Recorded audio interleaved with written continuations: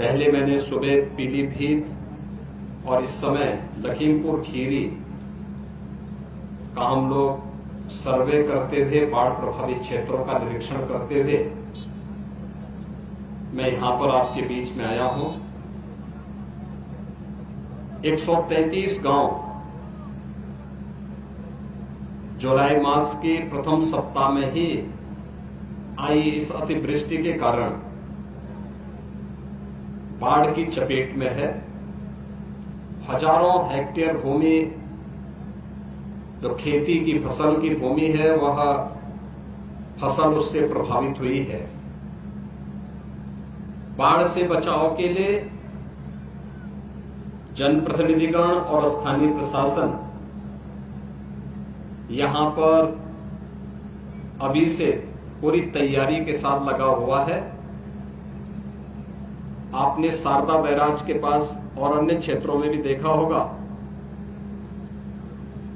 कि समय पर बाढ़ बचाव के उपाय करने के कारण बहुत सारी जगह में अचानक आई इस बाढ़ के कारण जनधन की बड़ी हानि को रोकने में मदद मिली।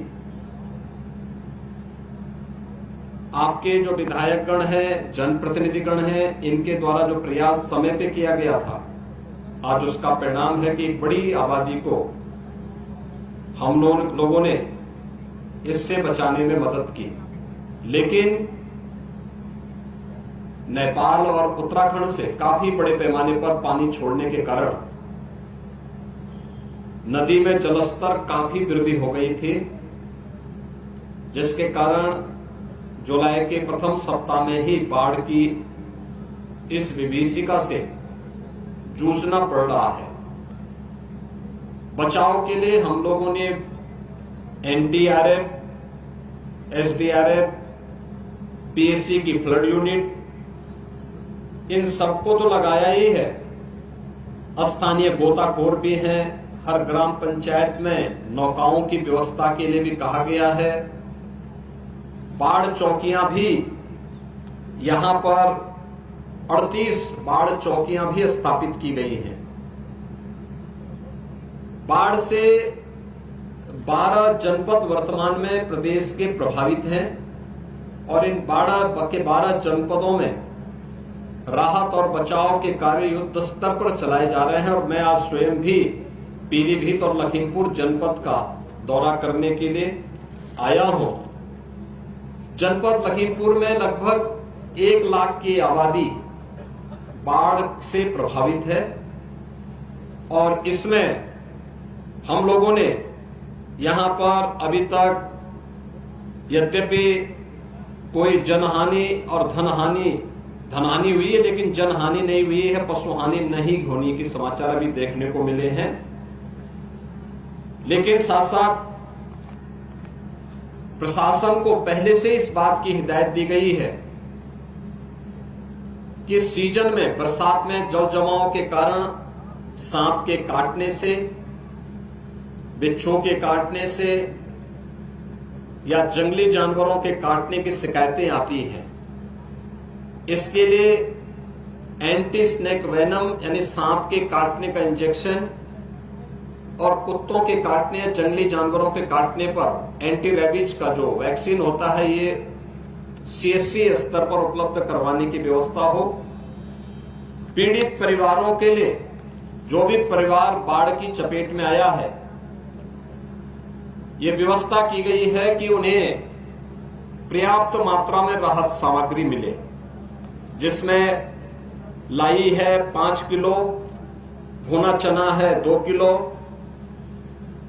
1 किलो गुड़,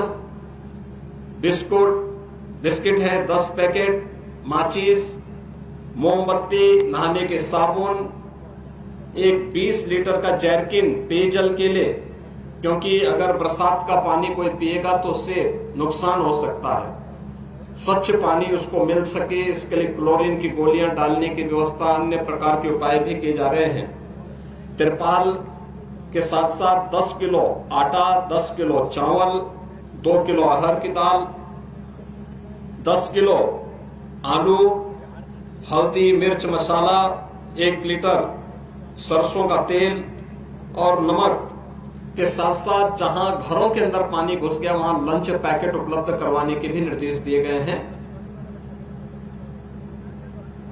जनप्रतिनिधिगण लगातार प्रशासन का सहयोग करते हुए, जो माननीय विधायकगण हैं वे सभी प्रशासन का सहयोग कर रहे हैं और प्रशासन एनडीआरएफ, एसडीआरएफ, पीएससी की फ्लड यूनिट, पुलिस आदि की मदद से, स्वयंसेवी संस्थाओं की मदद से प्रभावित परिवारों तक राहत और बचाव के कार्यों को आगे बढ़ाने के लिए पूरी प्रतिबद्धता के साथ कार्य करेगी।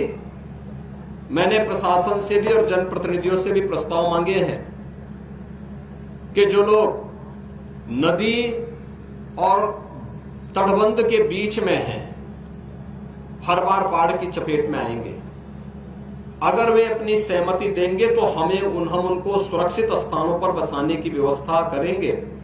इसके लिए उनके लिए आवास वगैरह बनाने की व्यवस्था करेंगे। जैसे कि लखीमपुर खीरी में पहले हम लोगों ने प्रधानमंत्री आवास योजना की एक मॉडल, एक पूरी नई कॉलोनी के रूप में उसे विकसित करने के कार्य किए हैं और यही कार्य हम लोग यहां पर उन बाढ़ पीड़ितों के बचाव के लिए करेंगे। जो भी लोग उससे प्रभावित होंगे या जो लोग उस प्रकार के प्रस्ताव में अपनी सहमति देंगे, हमने प्रशासन से कहा है तटबंधों की सुरक्षा के लिए पेट्रोलिंग की व्यवस्था करें, बाढ़ पीड़ितों को समय से राहत और बचाव के कार्य के साथ जोड़ें, किसी को भी कोई संकट न हो, इसके लिए सरकार पूरी प्रतिबद्धता के साथ कार्य कर रही है।